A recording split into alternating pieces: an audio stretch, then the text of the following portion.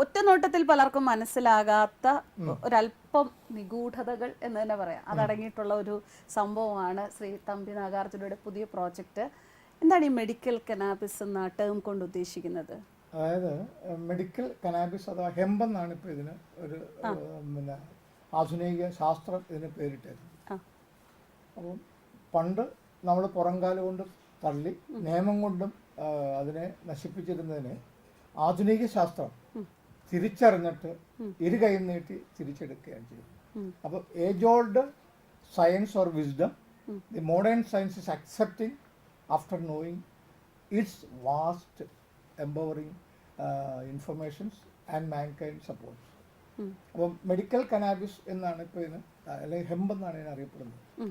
പല മാറാരോഗങ്ങൾക്കും, അതായത് ക്യാൻസർ പോലുള്ള രോഗങ്ങൾക്കും, എപ്പിലെപ്സി നമുക്കറിയാമായിരിക്കും, ചുഴലി, പാർക്കിൻസൺസ്, അതുപോലെ തന്നെ അൾഷിമിയേഴ്സ്, ഇങ്ങനെയുള്ള ആധുനിക ശാസ്ത്രം ഫുൾ സ്റ്റോപ്പ് ഇട്ട് അല്ലെങ്കിൽ ഇതിന് മാർഗങ്ങളില്ല, ഇതിനെ മാനേജ് ചെയ്യാനേ പറ്റുള്ളൂ എന്ന് വിധി എഴുതി മാറ്റി വെച്ചിരുന്നതിന് ഇതുകൊണ്ട് ഒരു സൊല്യൂഷൻ ആകുമെന്ന് അവരുടെ റിസർച്ച് തന്നെ കണ്ടെത്തി. അതാണ് ഇതിൻ്റെ ഒരു നേട്ടം. അപ്പോൾ ഇത് പറയുമ്പോൾ കുറച്ച് ചരിത്രം കൂടെ പറയേണ്ടി വരും. അതിനു മുമ്പ് ഞാൻ ഇപ്പോൾ ഇത്രയും പറയുമ്പോൾ പ്രേക്ഷകർക്ക് പലർക്കും ഇതെന്താണ് നമ്മൾ സംസാരിക്കുന്നത് എന്നൊരു സംശയം ഉണ്ടാകും. മെഡിക്കൽ കനാബിസ് എന്ന ആ ഒരു പദം നമ്മൾ മനഃപൂർവ്വം തന്നെ ഉപയോഗിച്ചതാണ് എന്ന് പ്രേക്ഷകർക്ക് വേണ്ടി പറയട്ടെ. കാരണം നമ്മളെല്ലാവരും കോമൺലി അതിനെക്കുറിച്ചുള്ള സാധാരണമായി അറിയപ്പെടുന്ന ആ ഒരു പേര് പുറത്ത് പറഞ്ഞു കഴിഞ്ഞാൽ ഭയപ്പെടുന്ന അല്ലെങ്കിൽ നെറ്റ് ചുളിക്കുന്ന ഒരു സംഗതി തന്നെയാണ് ഇത്. അതുകൊണ്ട് തന്നെ ആ പേര് ഇവിടെ പറയാൻ ഉദ്ദേശിക്കുന്നില്ല. ശ്രീ തമ്പി നാഗാർജുന തന്നെ ഈ കോൺവെർസേഷൻ്റെ ഏതെങ്കിലും ഒരു ഘട്ടത്തിൽ ആ പേര് വളരെ നല്ല രീതിയിൽ പറയാൻ സാധിക്കുമെങ്കിൽ അദ്ദേഹം പറയട്ടെ. അതുകൊണ്ട് ഞാനതിൽ കൈകടത്തുന്നില്ല. മെഡിക്കൽ കനാബിസ് എന്ന് പറയുന്ന ഈ ശാഖയുമായി ബന്ധപ്പെട്ട് നമ്മൾ കേട്ടാൽ പലരും ഒരു 10%, ഒരു 5% മാത്രം കൗതുകത്തോടെ കേൾക്കുന്ന, ബാക്കിയുള്ളവരെല്ലാവരും ആശങ്കയോടെ അതിലപ്പുറം നെറ്റിച്ചുളിക്കുന്ന ആ ഒരു വസ്തുവിനെ കുറിച്ച് ഒന്ന് വിശദമാക്കാമോ? തീർച്ചയായിട്ടും. അത് ഞാൻ പറയണമെന്നുണ്ടെങ്കിൽ അത് ഈ NDPS ആക്ടിനെ കുറിച്ച് പറയണം. Narcotics narcotics drugs and psychotropic substance act 1985. ഇത് 76-ലാണ് US ആണ്, യുണൈറ്റഡ് നേഷൻസ് വഴി ഇതിനെ ബാൻ ചെയ്യാൻ ശ്രമിച്ചത്. അപ്പം നമ്മളും ഈ ഹെമ്പ് ആയിട്ടുള്ള ബന്ധം ഇത് നമ്മുടെ സംസ്കാരത്തിൻ്റെ ഭാഗമാണ്. ഇവർ ധരിച്ചതുപോലെ ഇതിന് ശിവമൂലി എന്നൊരു പേരുണ്ട്, ശിവമൂലിക, ശിവനുമായിട്ട് ട്രീറ്റുമായിട്ട് കണക്റ്റഡ്. അപ്പം അഹോരികളാണ് ഇത് മെയിനായിട്ട് ഉപയോഗിച്ചിരുന്നത്. ഇത് സന്യാസിമാരെന്തോ ഉപയോഗിച്ചിരുന്നതാണ്. അങ്ങനെ ഇതിൻ്റെ പേരിലുള്ള കിംവദന്തികളും അറിയാക്കഥകളും കണ്ടമാനമാണ്. അപ്പോൾ ഇത് പിന്നെ ഒരിക്കൽ കഴിച്ചു കഴിഞ്ഞാൽ ആൾ അതോടുകൂടി സാധാരണ ജീവിതം വെടിഞ്ഞു പോകും എന്ന് വേണ്ട, ഇതിൻ്റെ പുറത്തുള്ള കാണാമറയത്തുള്ള കഥകളുടെ ഒരു കൂമ്പാരം തന്നെയായിരുന്നു. പക്ഷെ നമ്മുടെ വേദപുരാണങ്ങളിൽ പോലും ഇതിനെക്കുറിച്ച് പറഞ്ഞിട്ടുണ്ട്. അപ്പോൾ അങ്ങനെ പറഞ്ഞു വരുമ്പം ഇതിന് 2 തരത്തിലാണ്. ഒന്ന് ഇന്ത്യക്ക എന്നുള്ളൊരു വർഗമാണ് ഇന്ത്യയിലുള്ളത്, മറ്റേ സവിത അല്ലെ വിജയ് എന്ന് പറയും. ആ സവിത പോലും നമ്മളുടെ മഹാലക്ഷ്മിയുടെ 1000 ശ്ലോകങ്ങളുണ്ട്. സഹസ്രനാമത്തിൽ ദേവിയുടെ കഴുത്തിലിടുന്ന മാല ഇതുകൊണ്ടുള്ളതാണ്.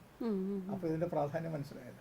അതുകൂടാതെ നോർത്ത് ഇന്ത്യയിലൊക്കെ അവരുടെ നല്ല ദിവസങ്ങൾ, അതായത് ദീപാവലി, കല്യാണാലോചന, ഇങ്ങനെയൊക്കെ വരുമ്പോൾ ഭാങ്ക് എന്നുള്ള പേരിൽ ഇത് പാലിൽ തിളപ്പിച്ച് കൊച്ചു കുട്ടികൾ സഹിതം സർവ്വ ആബാലവൃന്ദം ജനങ്ങളും ഇത് ആസ്വദിക്കും. ലഹരി എന്നതിനപ്പുറം ഇതിൻ്റെ ആരോഗ്യപരമായ അല്ലെങ്കിൽ മെഡിക്കൽ ആ ഒരു വശങ്ങളായിരിക്കും നമുക്കിപ്പോൾ പ്രേക്ഷകരോട് പറയാൻ നല്ലത്. അല്ലെങ്കിൽ അങ്ങ് ഒരു ഇൻവെസ്റ്റിഗേഷൻ അല്ലെങ്കിൽ അങ്ങ് പരീക്ഷണം നടത്തുന്ന മേഖലയും അത് തന്നെയാണ്. അതിനെക്കുറിച്ച് നമുക്ക് പറയാം. അപ്പോൾ ഇത് അങ്ങനെ ആയുഷ് ഉണ്ടായത് അറിയാമല്ലോ. അറിയാം. കേന്ദ്ര സർക്കാർ വളരെയേറെ ഇതെടുത്തിട്ട് നമ്മുടെ ആയുർവേദം പോലുള്ള നാട്ടുവൈദ്യങ്ങൾ അല്ലെങ്കിൽ ട്രഡീഷണൽ ആയിട്ടുള്ള ആയുർവേദ, യോഗ, ഹോമിയോ എന്നുള്ള സിദ്ധ, ഇതൊക്കെ ചേർന്നിട്ടുള്ളതാണ് ആയുഷ് എന്ന് പറയുന്നത്. അപ്പോൾ അങ്ങനെ ആയുഷ് എന്നുള്ള ഒരു സ്വതന്ത്രമായിട്ടുള്ള ഒരു ഡിപ്പാർട്ട്മെൻറ്റിന് ഇപ്പോൾ ഉണ്ട്, ഒരു മിനിസ്ട്രി തന്നെ ഉണ്ട്.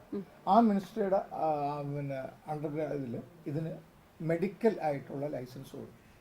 പക്ഷെ അത് നമ്മൾ കേരളത്തിൽ ഇതുവരെ ആയിട്ടില്ല. കേരളം ഇപ്പോഴും ആ NDPS ആക്ടിൻ്റെ ഇതിൻ്റെ മോശവശങ്ങളെക്കുറിച്ച് സംസാരിച്ചുകൊണ്ടിരിക്കുന്ന ഒരു അവസ്ഥയിലാണ് ഇന്നും. പക്ഷെ തിരിച്ചറിയും. കാര്യം ഞാനിവിടെ വന്നു തന്നെ ഇവിടെ മിനിസ്ട്രിയിൽ മീറ്റിങ്ങിന് വേണ്ടിയായിരുന്നു. ഇതിൻ്റെ വശങ്ങളെക്കുറിച്ച് ഉള്ള പിന്നെ എന്തൊക്കെയാണെന്ന് അറിയാൻ വേണ്ടിയാണ്. അപ്പം നമുക്കിപ്പോൾ മധ്യപ്രദേശിലാണ് ഇതിൻ്റെ കമ്പനി ഉള്ളത്. അപ്പം നമ്മൾ ഇതിന് ഇപ്പം നമുക്ക് അപ്രൂവൽ ക്ലാസിക്കൽ മെഡിസിൻ ഉൾപ്പെടെ നമ്മൾ അപ്രൂവലിന് കൊടുത്തിട്ടുണ്ട്. സഹസ്രയോഗത്തിലൊക്കെ ഇതിനെക്കുറിച്ചുണ്ട്. മദനകാമേശ്വരി ലേഖ്യം എന്നൊക്കെ കേട്ടിട്ടുണ്ട്. അത് അപ്രോഡിയാസിക്കാണ്. അതായത് ഈ ഊർജ്ജസ്വലം എന്ന് പറയുമ്പോൾ വെൽനസ് എന്ന് പറയണമെന്നുണ്ടെങ്കിൽ നിങ്ങൾക്ക് രോഗമില്ലാത്ത അവസ്ഥയും സന്തോഷമുള്ള അവസ്ഥയും വരും. അപ്പോൾ ഞാൻ അത്ര എനർജറ്റിക് അല്ല, എന്നാലും 7 കഴിഞ്ഞ കേട്ടോ വയസ്സ്, ഒരു 0 കൂടെ ചേർത്ത് കഴിഞ്ഞാൽ ഇപ്പം നമ്മൾ അപ്പോൾ പക്ഷേ ഇതിൻ്റെ ഒരു മോശമായ കാര്യം, ഇതൊരിക്കലും ഈ പറയുന്ന സാധനം വലിക്കാനുള്ളതല്ല.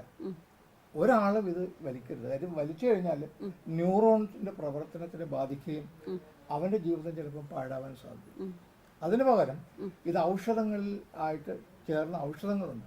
ഒരു പക്ഷെ അതുകൊണ്ടായിരിക്കും, ആ ഔഷധം മൂലം തിരിച്ചറിഞ്ഞത് കൊണ്ടായിരിക്കും വിദേശ രാജ്യങ്ങൾ പലതും ഇന്ത്യക്ക് മുന്നേ ഇതിനെ അല്ല, ഇന്ത്യയിൽ നിന്നും ഇപ്പൊ തിരിച്ച് അമേരിക്കയാണ് ആദ്യം വന്നത്. അമേരിക്ക ഇത് ക്ലാസ് 1 മെഡിസിനിൽ നിന്നും ഷെഡ്യൂൾഡ് 1 നിന്ന് 3 മാറ്റി.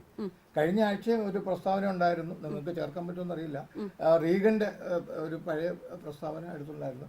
ഇനി ഈ കനാബിസിന്റെ പേരിൽ ആരും ജയിലിൽ പോകില്ല, കാര്യം അതിന്റെ അത്ഭുതങ്ങൾ ഞങ്ങൾ തിരിച്ചറിഞ്ഞു എന്നാണ് പുള്ളി ആദ്യം തന്നെ പറഞ്ഞത്. അപ്പോൾ WHO റെക്കമെൻഡേഷൻ കൊടുത്തിട്ടുണ്ട് ഇത് ലിബറലൈസ് ചെയ്യാൻ. അങ്ങനെ റിസർച്ച് നടത്തിയപ്പോൾ ക്യാൻസർ പോലുള്ള അസുഖങ്ങൾക്കും അതുപോലെ തന്നെ മറ്റ് പല അസുഖങ്ങൾക്കും ഇതാണ് ഏറ്റവും നല്ല ഔഷധമെന്ന് തിരിച്ചറിയും. ആയുഷ് ഇതിന് പെർമിഷൻ കൊടുത്തു. അപ്പോഴും ചില മിസ്യൂസ് ചില സംസ്ഥാനങ്ങളുണ്ടായിട്ട് ഈ കഴിഞ്ഞ ഒരു ഓർഡറിൽ 6 മാസത്തിന് മുമ്പ് ആയുഷിന്റെ സെൻട്രൽ മിനിസ്റ്റർ ഇത് റീഇൻസ്റ്റേറ്റ് ചെയ്തിട്ടുണ്ട്. ലിബറലായിട്ട് ലൈസൻസ് കൊടുത്ത്, അല്ലെങ്കിൽ മിസ്യൂസ് എല്ലാ കാര്യത്തിലും വരുമല്ലോ. എല്ലാവരും പെട്ടെന്ന് പണം ഉണ്ടാക്കുക അല്ലെങ്കിൽ ഷോർട്ട് നോക്കുക എന്നുള്ള ഇതിൽ കൂടെ വരുമ്പോഴത്തേക്ക് അതായിരിക്കണം ഇതിന്റെ ഏറ്റവും വലിയ ദോഷവശം എന്ന് പറയുന്നത്. അല്ല, അത് വേറൊരു കാര്യം, ലോകം ഉണ്ടായ കാലം പോലെ രാത്രിക്ക് പകലുണ്ട്. അതിൽ നിന്ന് നാം മാറി നിൽക്കാമെന്ന് മാത്രമല്ലാണ്ട് നമുക്ക് പാടെ ഇപ്പം എൻ്റെ ഭാഷ ഇവിടെ പറയുകയാണെങ്കിൽ 4 വായ്ക്ക് 4 ഗുദം അനിവാര്യമാണ്.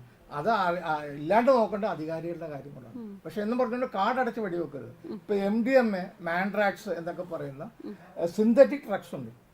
അതിനെയാണ് ഇവര് റെസ്ട്രിക്ട് ചെയ്യേണ്ടത്. അത് നമ്മുടെ രാജ്യത്ത് കയറ്റാൻ പോലും പാടില്ല. കാര്യം ഒരു നഖത്തിന്റെ ഇടയിൽ വെച്ചോളും രക്തത്തിലേക്ക് കയറിയാൽ അവന്റെ ജീവിതം ആ പുതു തലമുറയുടെ പാഴാണ്. അത് ഇവര് വളരെയേറെ ശ്രദ്ധിച്ചിരുന്നില്ലെങ്കിൽ തലമുറയുടെ നഷ്ടപ്പെടും. ഞാൻ ഒന്ന് പറഞ്ഞ് ഇത് നിർത്തിയിട്ട് ഇയാളോട്, അതായത് നാളിതുവരെ ഇതിന്റെ ഉപയോഗത്തിൽ ഒരാൾ പോലും മരിച്ചിട്ടില്ല. നേരെ മറിച്ച് നിങ്ങൾ ആധുനിക സംസ്കാരം ഇഷ്ടപ്പെടുന്ന സിഗരറ്റ് 10 സിഗരറ്റ് വലിച്ചു കഴിഞ്ഞാൽ അവൻ സ്ഥിരമായിട്ടൊരു കാസ രോഗിയായിട്ട് തീരും. മദ്യം, ഈ സായിപ്പ് ഇത് മദ്യം പ്രൊമോട്ട് ചെയ്യാനാണ് ഇത് ആദ്യം ബാൻ ചെയ്തത് അതിൻ്റെ ഒരു കൗശലത്തിൽ. മദ്യം കഴിക്കുന്നതിൻ്റെ ലിവർ അടിച്ചു പോകും. നാളിതുവരെ ഔഷധമായ ഈ കനാബിസ് അല്ലെങ്കിൽ ഹെമ്പ് ഉപയോഗിച്ചിട്ട് ആരും മരിച്ചിട്ടില്ല. മരണത്തിൽ നിന്നും തിരിച്ചു കയറിയിട്ടുണ്ട്. അതിന് ഡി അഡിക്ഷനായിട്ട് പല ഔഷധങ്ങളും അല്ലെങ്കിൽ ഭ്രാന്തായ അവസ്ഥയിൽ നിന്നും ആളുകളെ തിരിച്ച് സാധാരണ ജീവിതത്തിലേക്ക് കൊണ്ടുവരാൻ വരെ ഈ ദിവ്യ ഔഷധത്തിന് സാധിക്കും. ഈ ബാങ്ക് പോലും അവിടെ ഇവർ അരയ്ക്കുമ്പം മന്ത്രം ചൊല്ലി അവിടെ ഞാൻ പോയി ഹിമാലയത്തിലായിരുന്നു ഞാൻ കുറച്ച് ദിവസം. അവിടെ നമുക്ക് കഞ്ചാവ് കൃഷി തുടങ്ങി. അപ്പോൾ അവിടെ പോലും അവർ ക്ഷേത്രത്തിൽ പ്രസാദമായിട്ട് കൊടുക്കുന്ന ഇതാണ്. അപ്പോൾ അതിൻ്റെ ഒരു ദിവ്യത്വം കൂടെ നമ്മൾ കണക്കിലെടുക്കണം.